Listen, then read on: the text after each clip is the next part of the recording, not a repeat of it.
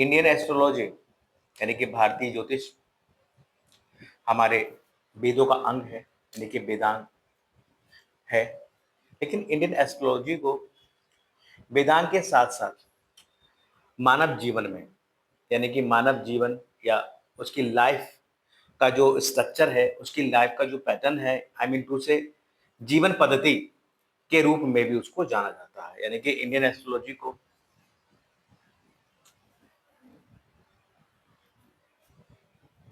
भारतीय ज्योतिष यानी कि इंडियन एस्ट्रोलॉजी जो कि वेदों का एक अंग कही गई है। तो बात करें तो भारतीय एस्ट्रोलॉजी की, तो भारतीय एस्ट्रोलॉजी को वेदांग के साथ साथ, वेदांग यानी कि वेदों के अंग के साथ साथ जीवन पद्धति के रूप में भी जो है माना जाता है। मनुष्य के जीवन में ज्योतिष की उपयोगिता पग पग पर, यानी कि स्टेप बाय स्टेप दिखलाई देती है। प्राणी किसी देश का हो, किसी स्थान का हो, किसी धर्म का हो या फिर किसी जाति का हो, वह काल की सीमा से बना हुआ है, वह काल की सीमा के बाहर नहीं है। काल के नियामक प्रमुख रूप से सूर्य और चंद्रमा कहे गए हैं। इनकी स्थिति यानी कि सूर्य और चंद्रमा जो कि काल के नियामक प्रमुख ग्रह कहे गए हैं, तो इनकी स्थिति या इनकी गति तथा इनके ज्ञान, इनकी ऊर्जा, इनके अच्छे और बुरे प्रभाव जानने को ही, या आप कह लीजिए इनके बारे में पता करने को ही, या about the knowledge of sun and moon कोई ज्योतिष शास्त्र कहा गया है। मित्रों, ज्योतिष शास्त्र में इस चीज का वर्णन है कि जब बच्चा जन्म लेता है तो पूर्व क्षितिज पर जो राशि उदित होती है, उस बच्चे की वह D1 चार्ट यानी कि डिविजनल चार्ट जो है बन जाता है। यानी कि लगन कुंडली, असेंडेंट चार्ट। बच्चा जन्म लिया, गर्भ से बाहर आया, तो वो जो समय होगा, उस समय पर जो भी राशि पूर्व क्षितिज पर उदित हो रही होगी, वह उसकी लगन कुंडली का निर्माण करती है।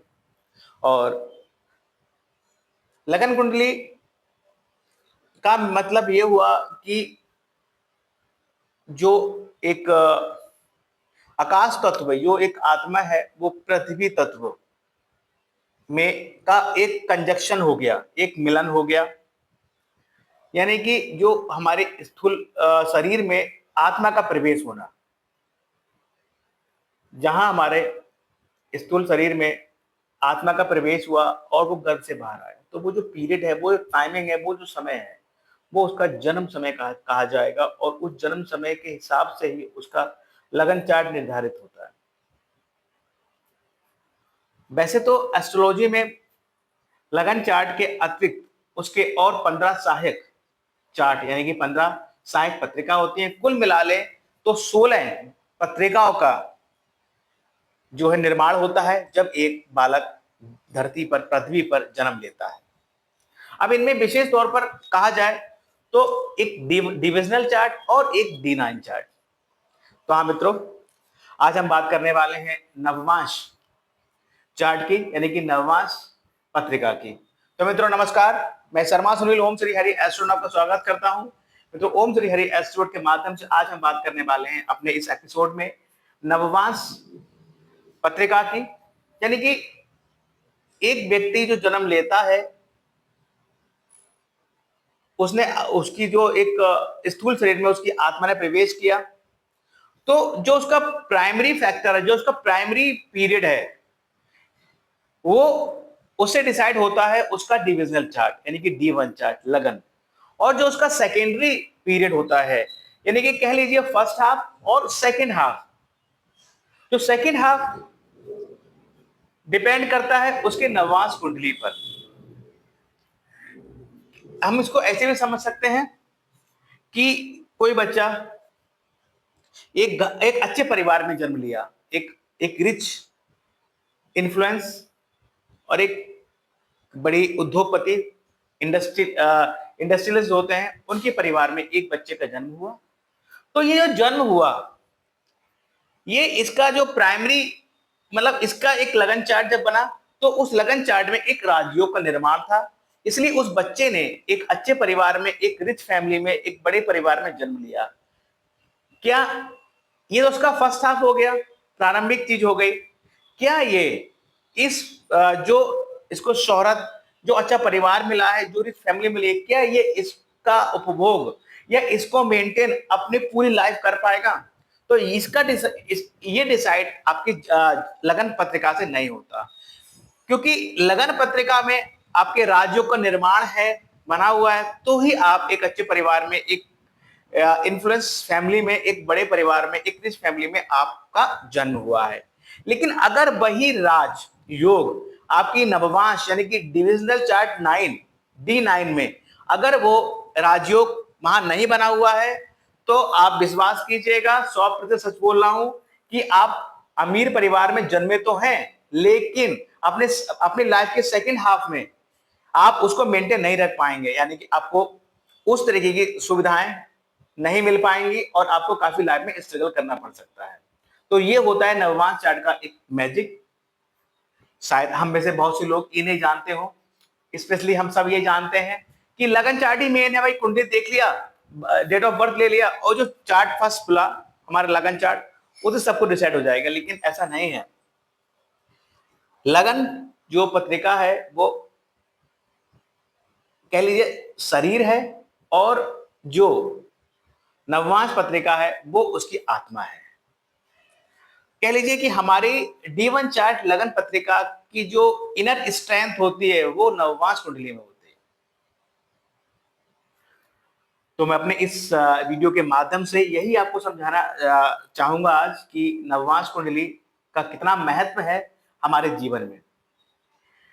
अक्सर हम देखते हैं कि हमारा हमारा बचपन तो बहुत अच्छा गुजरता है, बढ़िया गुजर रहा है, नो डाउट। लेकिन बचपन के बाद जैसे ही हम बड़े होते हैं, जिम्मेदारी उठाने के लायक होते हैं, शायद हमें स्ट्रगल करना पड़ता है चीजों के लिए, सुख सुविधाओं के लिए स्ट्रगल करना पड़ता है। तो ये सब ऐसे नहीं होता, ये सब पूरा पूरा खेल D1 चार्ट और D9 चार्ट का होता है। यानी कि D1 चार्ट में तो आपके सुख सुविधाओं का योग था, लेकिन D9 चार्ट में वो योग मेंटेन नहीं रहा, या वो योग उसमें नहीं था, इसलिए आपको स्ट्रगल करना पड़ा। इसलिए आपका बचपन का पीरियड, किशोरावस्था आपकी अच्छी गई, लेकिन जब आप यौवन में आए, उसके बाद आप आए, तो आपको उस तरीके की सुख सुविधाएं नहीं रही और छोटी छोटी चीजों के लिए आपको मेहनत करनी पड़ी, संघर्ष करना पड़ा।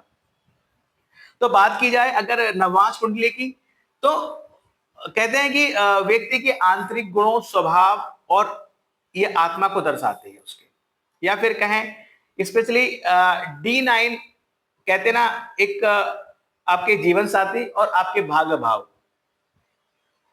के लिए, स्पेशली उसको जानने के लिए, उसको समझने के लिए निर्माण की जाती है। एक हमारे जन्म पत्रिका का एक भाव यानी कि एक राशि का जो मान होता है वो 30 डिग्री होता है। उसको अगर 9 से डिवाइड करते हैं, 9 बराबर भागों में अगर बांट देते हैं, तो वो जो 9 बराबर, एक राशि को 9 भागों में बांटना, वही नववांश कुंडली का पोर्शन होता है, एक राशि को 9 भागों में बांटना। लेकिन यहाँ पर हम ये बात नहीं कर रहे हैं कि भाई हम अपने दाम्पत्य जीवन को इससे देखें या अपने भाग्य को देखें। हम यहाँ आपके समक्ष एक ऐसा एपिसोड या ऐसी जानकारी लेकर आए हैं कि हम ये जाने कि भाई हमारे लगन चार्ट और हमारे नववांश चार्ट में क्या क्या अंतर है, या फिर किस तरीके की चेंजेस हमारी सेकंड जो हाफ होगा, हमारी सेकंड पारी होगी जो लाइफ की, वो कैसी जाएगी, उसमें क्या चेंजेस आएंगे। हम इस टॉपिक पर आज बात करने वाले हैं आपसे। तो मित्रों, मैंने अभी बेसिकली आपको बताया कि आपके अगर लगन चार्ट में कोई राजयोग बना हुआ है तो आपका जो पूर्वाध यानी कि जो प्रारंभिक जीवन है बहुत अच्छा गुजरेगा। अगर वो ही राज योग नववांश कुंडली में नहीं बना है तो आपको कठिनाइयां होंगी, संघर्ष होगा, मेहनत लगेगी, इस तरह की चीजें रह सकती है। तो इसी टॉपिक की बात करने वाले हैं।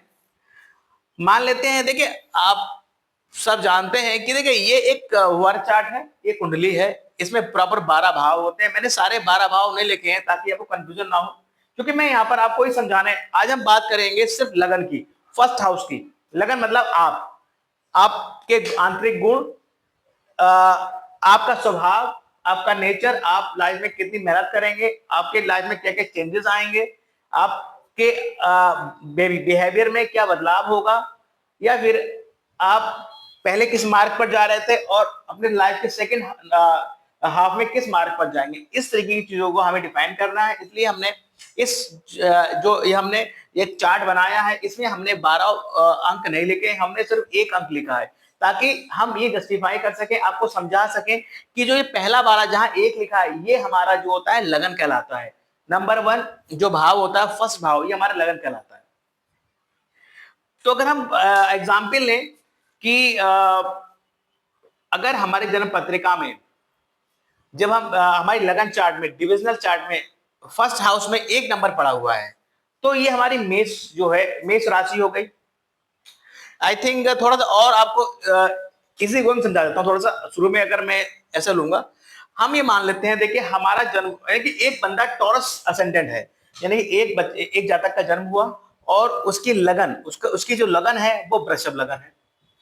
तो ऐसा व्यक्ति जिसकी वृषभ लगन है, तो उसका जो फर्स्ट हाफ होगा, यानी कि उसकी लाइफ का जो पहला हिस्सा होगा, हमने एक जैसे होता ना कि एक व्यक्ति है, उसकी पूरी लाइफ को 2 भागों में बांट दिया। एवरेज अगर हम कह लीजिए 17 साल की उम्र भी लेते हैं एक व्यक्ति की, तो हम मान लेते हैं कि जो 30 साल तक का जो पीरियड है वो हमारा फर्स्ट हाफ हो जाएगा, और उसके बाद का उसके till at the end of the life तक वो सेकेंड हाफ हो जाएगा। तो हम फर्स्ट हाफ की बात अगर करें, तो कोई व्यक्ति जहां तक जिसका लगन टॉरस है, वृषभ लगन है, तो फर्स्ट हाफ तक यानी कि अपनी उम्र के 25-30 साल तक उसके लिए देखिए फाइनेंस, मनी और फैमिली ये सर्वप्रिय होगा।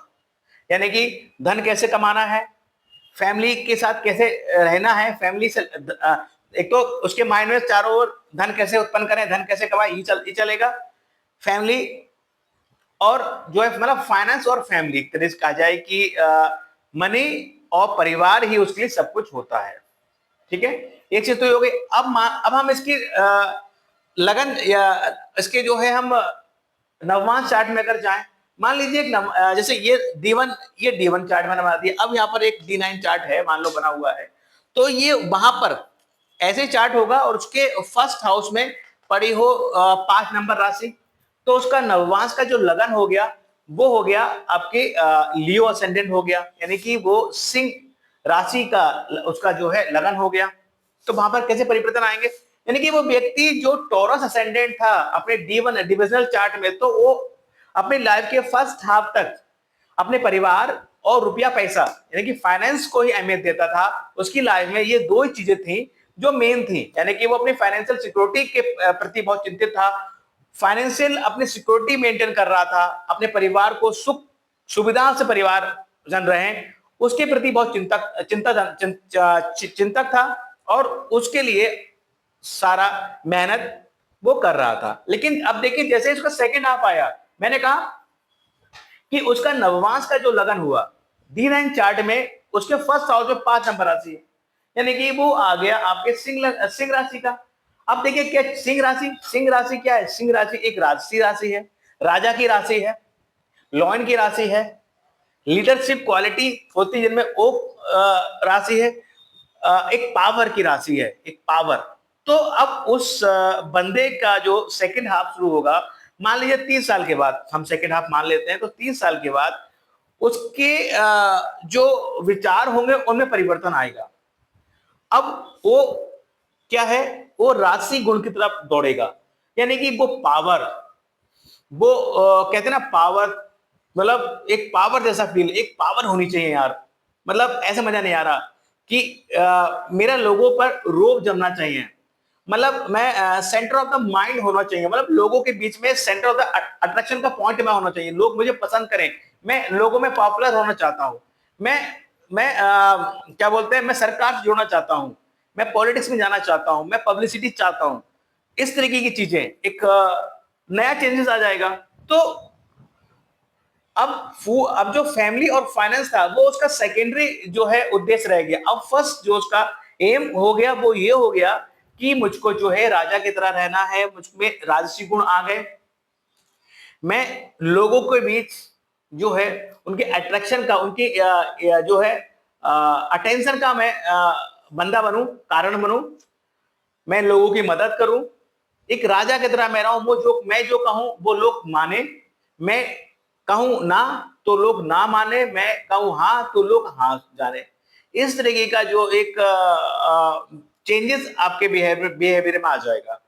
तो इसका देखिए ये आपको मैं समझा दे रहा हूं। देखिए क्या हुआ, जब आपका जन्म हुआ तब आपका वृषभ राशि थी, तो आपकी लाइफ के फर्स्ट हाफ तक आपने परिवार और पैसा सब कुछ समझा। सेकंड हाफ जैसे हुआ, आपका नववांश में जो आपका लगन बदला हुआ है, तो आप अपने लाइफ के जो बचे हुए आधा पार्ट था, आधा पोर्शन था, उसमें आप जो है आपका एम बदल गया।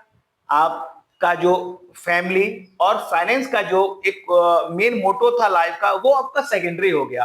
फर्स्ट हो गया पैसा, पावर, रुतबा, जलवा, लोगों से अपनी जो है वाहवाही सुनना, अपनी प्रशंसा सुनना, लोगों की मदद करना, इस तरीके की चीजें आप में चेंजेस हो गई। तो इस तरीके से आपका लगन बर्थ चार्ट हो गया, और आपके लगन, आपके नवांश चार्ट में जो आपकी लगन होगी, जब भी डिफर करेगी तो संबंधित राशियों के गुण आप में आएंगे बदलाव के साथ। अब मान लीजिए कि मेष, अब मान लीजिए कि नववांश में, अब मैं सिर्फ नववांश की बात कर रहा हूं, ठीक है।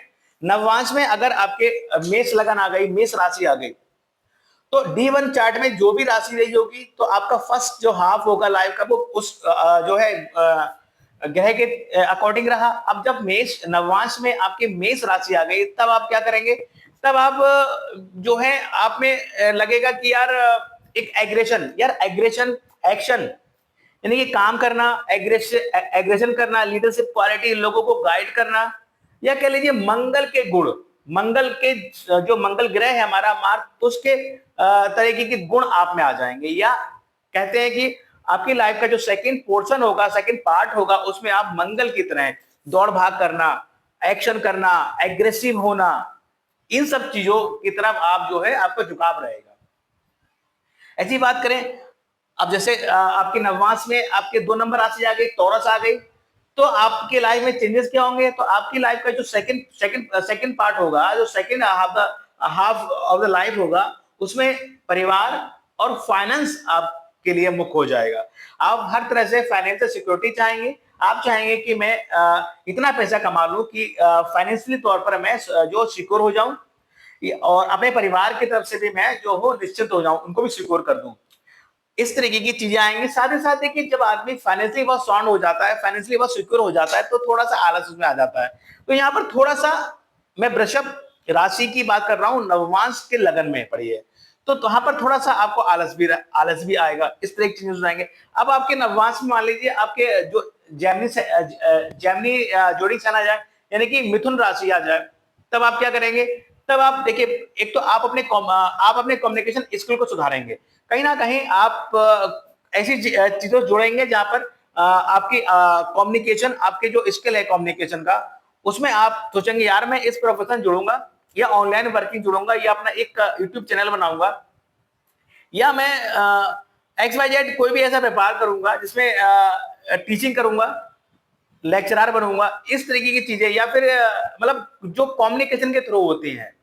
तो कहीं ना कहीं आप अपनी second half of the life में जो है, जब नवांश की लगन में 3 नंबर राशि बढ़ी होगी, तो आप जो है जेमिनीज की तरह, यानी कि बुद्ध के गुण आप में आएंगे, और बुद्ध के गुण की तरह बुद्ध के गुण जब आप में आ जाएंगे, तो आप बुद्ध ग्रह की भांति बनना चाहेंगे। अपने कम्युनिकेशन स्किल पर आप ध्यान देंगे। आपको ये लगेगा कि यार बोलना सबसे ज्यादा बढ़िया है, सही बोलना, एक गहराई से बोलना, इस तरीके की चीजों पे आप लगेंगे। अपनी बुआ बहन के प्रति आप जो है अपने कर्तव्यों को निभाने में आप जो है एक अलग सी आपको स्पिरिट आएगी, इस तरीके की चीजें रहेंगी।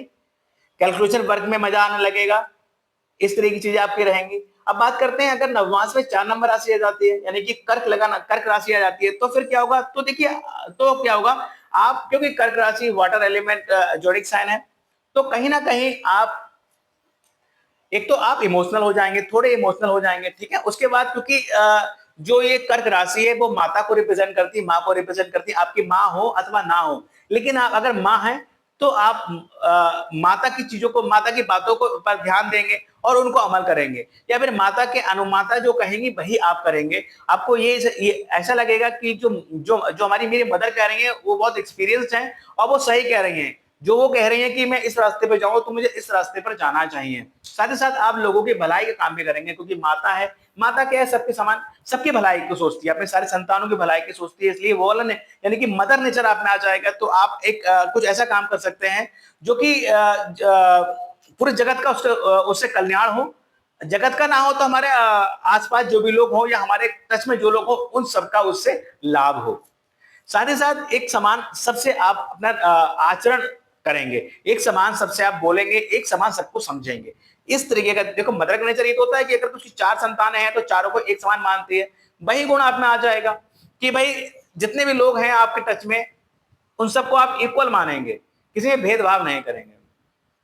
अब उसके बाद आ जाती है आपकी सिंह राशि। सिंह राशि जब 5वें नंबर में आ जाएगी तो मैंने बोला आपको पॉलिटिक्स की तरफ जाएंगे, आप में राजसी गुण आ जाएंगे, लोगों के बीच आकर्षण का केंद्र बनना आपको पसंद होगा। कुछ ऐसे काम करेंगे कि भाई चारों तरफ आपकी वाहवाही हो, नेम फेम आपको मिले, एक राजनेता की तरह आप चमके, इस तरीके का जो है, और लोग आपकी बात माने तथा आपकी प्रशंसा करें। तो इस तरीके के चेंजेस आपके आएंगे।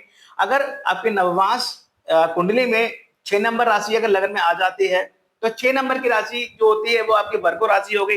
वर्गो मीन्स देखिए, वर्गो राशि जो होती है वो कमियां निकालने वाली राशि होती है। आई मीन टू से लोगों को क्रिटिसाइज करना, इस तरह की चीजों की राशि होती है। इसलिए हमारे एस्ट्रोलॉजी में ये कहा गया है, ये माना गया है कि कन्या लगन वाले लोग जो है, स्पेशली डॉक्टर, वकील, एडवोकेट, इस टाइप के लोग होते हैं। यानी कि वह लोग जो कमियों को कमियां निकालते हैं, यानी कि आप उसको आप पॉजिटिव वे में ले लेंगे। भाई एक आदमी बंदा डॉक्टर बन गया, वर्गो वाला, एक मरीज आया उसमें ये कमी हो रही है, मान लो उसको ये रोग हो रहा है, तो उसका उसकी कमी को दूर कर देगा वो।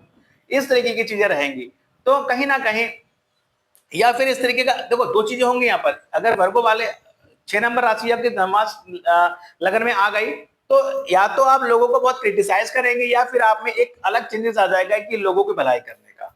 इस तरीके की चीजें रहेंगी। अब बात करते हैं आपकी नववांश की लगन में अगर 7 नंबर राशि आ जाए, यानी लिब्रा आ जाए। लिब्रा होता है, लिब्रा का सिंबल देखिए तराजू होता है।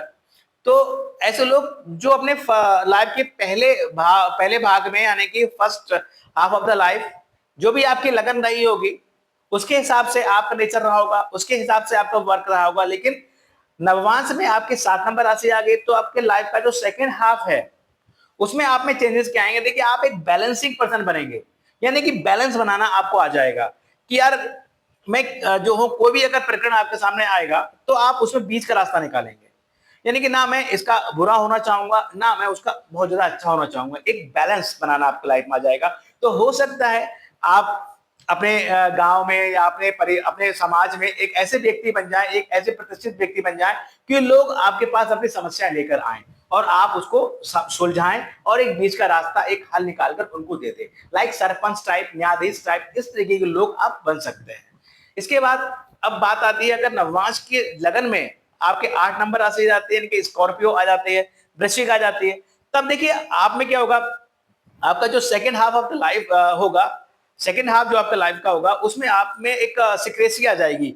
एक कहते हैं ना, एक डिटेक्टिव वाली चीज आ जाती है। आप क्या बोलते हैं, ऑकुलट ऑकल्ट टाइप की, यानी कि ऑकल्ट टाइप की या एस्ट्रोलॉजी टाइप की या गुप्त विद्याएं, तंत्र विद्याएं, इस तरीके की चीजों से आप जुड़ सकते हैं। इंश्योरेंस वगैरह की चीजों से भी जुड़ सकते हैं। कहीं ना कहीं एक भाई जो 8 नंबर राशि होती है वो काल पुरुष के अष्टम भाव पर ही होती है। अष्टम भाव किस चीज का है? अष्टम भाव सिक्रेसी का है। अष्टम भाव जो है आपके चीजों को गुप्त रखने का है। तो इस तरीके का नेचर जो है बंदे में आ जाएगा, ऑकल्ट हो जाएगा। मतलब वो चीजें, वो विद्याएं जो दूसरों को नहीं पता है वो आपको पता होंगी। ऑकल्ट का मतलब यही होता है। तो इस तरीके से आपके बिहेवियर में चेंज आएगा। बात करते हैं आपके अगर नवमास लगन में 9 नंबर राशि धनु राशि जाती है, जो कि एक फायर एलिमेंट राशि है, तब फिर क्योंकि काल पुरुष के नवम भाव में वो भाग धर्म की माने गई है, तब तो फिर आप अपनी लाइफ के सेकेंड हाफ में आप इस तरीके के व्यक्ति हो सकते हैं कि भाई सब कुछ भाग्य के सहारे छोड़ दिया, भाग्य में होगा तो मिल जाएगा, ठीक है, जो जो नसीब में नहीं है वो नहीं मिल रहा है, जो भाग्य में होगा वो मिल जाएगा। इस तरह की चीजें रह सकती हैं। साथ ही साथ क्योंकि अग्नि तत्व राशि है तो कहीं ना कहीं ये चीजें और भी हो सकती है, आप किसी को भी कुछ ऐसा बोल सकते हैं उसके मुंह पे जो उसको बुरा लग जाए, इस तरीके की चीजें भी रह सकती हैं। लेकिन लेकिन देखिए, भाग्य के सहारे बैठना तो ठीक है, लेकिन कर्म करना भी आपको चाहिए। तो कहीं ना कहीं ये जो धनु राशि जब भी आपके नवांश के लगन में आएगी तो कहीं ना कहीं आप में एक क्या बोलते हैं, एक स्लोनेस आ जाएगी। आप एक ठहर से जाएंगे, कर्म करना नहीं चाहेंगे कि ठीक है यार, जो हो रहा है होने तो, भाग्य में होगा तो हो जाएगा, नहीं होगा तो नहीं होगा, जैसे ईश्वर की इच्छा।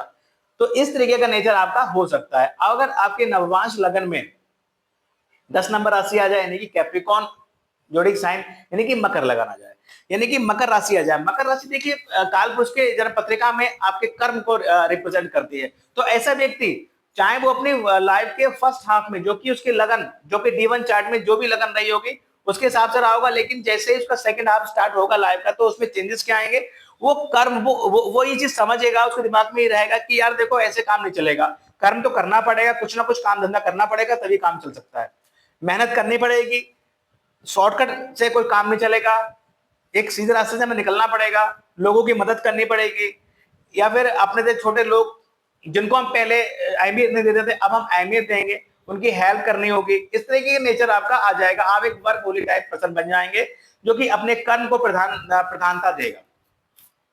अब बात करें नवमास की जन्म लगन में अगर 11 नंबर राशि आ जाती है, तो 11 नंबर राशि यानी कि आपकी जो हो गई एक्वेरियस, यानी कि कुंभ राशि हो गई। तो कुंभ राशि जैसे ही आपके 11 नंबर आपके नवमास के फर्स्ट हाउस में आ जाएगी, तो देखिए कुंभ राशि जो होती है परिवर्तन की राशि होती है। तो कहीं ना कहीं एक अद्भुत सा चेंजेस आप में आएगा, एक रेवोल्यूशन टाइप का चेंजेस आएगा, यार ये करता हूं मैं वो करता हूं, एकदम सडनली चीजों को करेंगे आप, और सडनली कुछ ऐसा कर देंगे कि यार सामने वाले कहेंगे यार तुमने तो कमाल कर दिया यार, तुम कहां थे कहां पहुंच गए। इस तरीके का नेचर रह सकता है, मतलब चेंजेस करना, आविष्कार करना, इन्वेंशन करना, इस तरीके के थॉट्स रहेंगे, इस तरीके के आप वे पर आप चल पड़ेंगे। अब इसके बाद बात करते हैं आपके पाइसेस जोडिक साइन की, यानी कि मीन राशि अगर आपके नवमांश के फर्स्ट हाउस में आ जाती है, तो देखो ये मीन राशि जो होती है, बंदा अपने first half of the life में कैसा भी रहा हो, वो आपके लगन का जो वर्क D1 का जो लगन की राशि रही होगी उसके हिसाब से रहा होगा। लेकिन नवमांश के कुंडली में जैसे फर्स्ट हाउस में 12 नंबर राशि आती है, तो वो बंदा जो होता है अपनी लाइफ का सेकंड पार्ट होता है बड़ी मस्ती से गुजारता है, क्योंकि पैसेस वाले होते हैं ऐसे। पासिस वाले क्या है, वो कहते हैं ठीक है हो जाएगा, देख लेंगे हो जाएगा, वो मतलब मस्त टाइप के बंदे होते हैं, वो ज्यादा टेंशन नहीं लेते, चिंता नहीं करते, सब चीज जो होती है इजी गोइंग, चाहे कितनी से कितनी बड़ी मुसीबत हो वो इजी गोइंग रहते हैं। साथ ही साथ देखिए एक चीज और रहती है, क्योंकि ये बहुत ज्यादा स्पिरिचुअल होते हैं, तो एक चेंजेस और आएगा कि अगर आप पहले स्पिरिचुअल नहीं थे, लेकिन जैसे नववांश आपके नववांश कुंडली आपकी एक्टिव हो गई है, तो आप अपने second half of the life में आप बहुत ज्यादा स्पिरिचुअल हो जाएंगे, प्रभु श्री हरि के बहुत बड़े भक्त हो जाएंगे, दास हो जाएंगे। इस तरीके के चेंजेस आप में रहेंगे। पहले जो आप बे नहीं कर रहे थे अब आप बे करने लगेंगे, इस तरह के चेंजेस में रहेंगे। तो मित्रों एक जो मैं बता रहा हूं, आज बताया मैंने इस एपिसोड में, नववांश हमारे लगन चार्ट और हमारे नववांश चार्ट में जो मैंने कंपैरिजन किया, तो ये जो कंपैरिजन था या जो चेंजेस हमारे लाइफ में आते हैं कि बच्चा जन्म लेता है तो एक समय तक और अपने किशोर अवस्था में आता है, तब तक उसका एक नेचर अलग होता है। जैसे ही वो अपने लाइफ के सेकंड हाफ में जाता है, अपने जिम्मेदारियों को उठाने लगता है या अपनी जिम्मेदारियों के प्रति जागरूक हो जाता है, तो उसके बिहेवियर में, उसके नेचर में, उसकी वर्किंग में, उसकी आदतों में परिवर्तन आता है। तो ये जो परिवर्तन आता है वो उसके पीछे बिहाइंड का जो रीजन है वो यही है कि भाई आपका कि बच्चे ने जन्म लिया तो उसका जो D1 चार्ट था, जो आपकी उसकी लगन कुंडली थी, उसमें जो भी लगन फर्स्ट हाउस पे राशि पड़ी थी, तो उसके फर्स्ट हाफ तक उसके जीवन के जातक के उसका नेचर उस ग्रह के हिसाब से रहा। अब सेकेंड हाउस में अगर नवमांश में उसका जो है लगन राशि बदल गई है, तो अपने सेकेंड हाफ में उसका नेचर उस ग्रह के हिसाब से हो जाएगा, उस राशि के लॉर्ड के हिसाब से हो जाएगा जो नवमांश कुंडली के फर्स्ट हाउस में राशि पड़ी हुई है। तो जो मेरा ये विश्लेषण था, जो मैंने आपको जानकारी दी, मैं डिपेंड ऑन जोडिक साइन, ये राशियों के आधार पर मैंने नवमांश को यहां पर डिस्क्राइब किया, आपको समझाया कि क्यों एक बंदे का जो नेचर होता है अचानक से सडनली बदल जाता है, उसका रीजन यही होता है। लेकिन अब कहीं कहीं आपके दिमाग में एक क्वेश्चन भी आ रहा होगा कि भाई ये तो मैंने कहा जनरली बदल जाता है, अगर ना बदले तो हाँ ये भी हो जाता है। लेकिन ऐसे बहुत रेयर केसेस होते हैं कि जब किसी जातक की जन्म पत्रिका में लगन में जो राशि पड़ी हो उसकी नववांश कुंडली के लगन में भाई राशि पड़ी हो। लेकिन मैं ये भी नहीं कह रहा हूं कि ऐसा होता नहीं है, होता है, थोड़ा रेयर होता है। तो वो जो लगन पत्रिका जो है आपके D1 में, मान लीजिए D1 में आपके 5 नंबर राशि पड़ी हुई है, यानी कि आप सिंह लगन के जातक हैं और आपकी नववांश कुंडली में भी 5 नंबर राशि पड़ी हुई है, नववांश कुंडली के लगन में भी 5 नंबर राशि पड़ी होती है, तो आप दोनों जगह सिंह लगन आपकी हो गई, यानी कि आपके D1 चार्ट में भी सिंह लगन हो गई और आपके नववांश चार्ट में भी सिंह लगन हो गई। तो इसको हम बोलेंगे लगन वर्गोत्तम, यानी कि लगन वर्गोत्तम हो गई। तो ये जो इसका जो इफेक्ट रहेगा, देखिए आत्मा यानी कि शरीर, एक तो शरीर हो गया और दूसरा आत्मा हो गया। मैंने बोला कि लगन कुंडली शरीर है और नववांश कुंडली आत्मा है, तो शरीर और आत्मा दोनों ही एक हो गए। मतलब जो शरीर के विचार थे भाई आत्मा के विचार हैं, जो शरीर के थॉट्स थे भाई आत्मा के थॉट्स हैं, जो शरीर करना चाह रहा था भाई आत्मा भी करने चाह रही थी। तो ये तो बहुत अच्छा एक क्या बोलते हैं कॉम्बिनेशन हो गया, एक कंजक्शन हो गया। तो देखिए इसका सीधा इफेक्ट ये रहता है कि बंदा कभी कंफ्यूज नहीं रहता, उसमें चेंजेस नहीं आते, वो जैसा अपने first half of the life में होता है वैसे second half of the life में होता है। साथ ही साथ लगन वर्गोत्तम होने से उस जातक की जो है उसका आयुष में वृद्धि होती है, वो अपने शरीर से बहुत मजबूत होता है, उसकी जो है आयु यानी कि जो एज होती है उस वो दीर्घ आयु होता है और अपने सिद्धांतों के प्रति बड़ा पक्का, मर्यादित और किसी भी गलत चीज या किसी भी गलत निर्णय के आगे झुकने वाला बंदा वो नहीं होता है। तो मित्रों एक छोटा सा एपिसोड, एक छोटा सा एक वीडियो मैंने बनाया आपके लिए, मन में विचार आया कि क्यों ना इस टॉपिक पे बात की जाए। तो आज हमने एक अच्छे टॉपिक पे बात की है, शायद आपको भी वीडियो पसंद आए, क्योंकि आपको यहाँ मैंने बताया कि लगन और नववांश में क्या अंतर रहता है। आगे हम अपने और वीडियो इस टॉपिक पे लाने वाले हैं, क्योंकि अभी तो हमने राशि की बात की है, लगन में जो राशियां हैं उसकी चेंजेस की बात की। आगे हम बात करेंगे ग्रहों की, वर्गोत्तम ग्रहों की और मैनी चेंजेस की, भाई कि आपका जो लग्नेश है वो लगन में फर्स्ट हाउस, मतलब आपका जो लग्नेश है वो फर्स्ट या राशि की बात करेंगे तो अगर आपके D1 चार्ट में लगन में 1 नंबर राशि पड़ी हुई और वही राशि नववांश में आपके त्रिक भावों पड़ जाए तो क्या उसका इफेक्ट होगा। या फिर आपका कोई ग्रह जो कि लगन कुंडली में अच्छा है, अच्छी पोजीशन में है और वो नववांश कुंडली में जो है बुरे भावों में चला जाए तो उसका क्या इफेक्ट रहेगा। इन टॉपिक्स पर भी हम आगे बात करेंगे, लेकिन आज का वीडियो हमारा लगन D1 चार्ट और D9 chart on the basis of राशि यानी कि जोडिक साइन के आधार पर था कि लगन टू लगन अगर चेंज होती है तो क्या इफेक्ट रहते हैं और क्या चेंजेस जातक में आते हैं। तो आई होप ये वीडियो आपको पसंद आया होगा। अगर वीडियो पसंद आया तो इसको लाइक कीजिएगा और जिन लोगों ने हमारा चैनल ओम श्री हरि एस्ट्रो सब्सक्राइब नहीं किया तो please subscribe my channel. So thank you very much. Radhe Radhe, जय माता दी।